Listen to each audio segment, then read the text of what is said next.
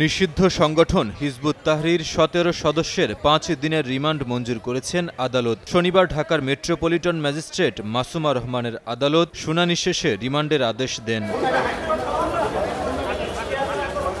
মামলার তদন্ত কর্মকর্তা পল্টন মডেল থানার সাব ইন্সপেক্টর নূর ইসলাম সংশ্লিষ্ট থানায় করা সন্ত্রাস বিরোধী আইনের মামলায় 10 দিনের রিমান্ড চেয়ে আবেদন করেন। আসামিপক্ষের আইনজীবীরা রিমান্ড বাতিল চেয়ে জামিন আবেদন করেন। রাষ্ট্রপক্ষ এর বিরোধিতা করে। শুনানি শেষে আদালত প্রত্যেকের 5 দিনের রিমান্ডের আদেশ দেন।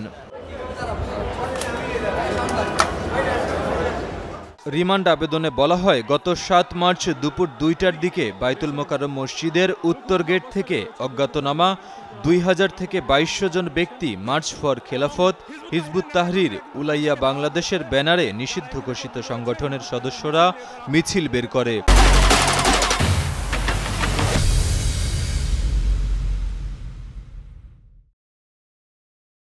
এরপর তারা পল্টন মোড়ের দিকে যেতে থাকলে পুলিশ বাধা দেয়।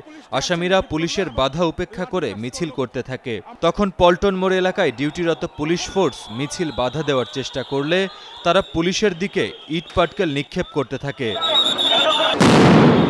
রিমান্ড আবেদনে উল্লেখ করা হয়, ঘটনাস্থলে তাদের ব্যবহৃত পতাকা, স্লোগান ও আনুষঙ্গিক কার্যক্রম দেখে নিশ্চিত হওয়া যায় তারা নিষিদ্ধ ঘোষিত সংগঠন হিজবুত তাহরীর সক্রিয় সদস্য ও সমর্থক।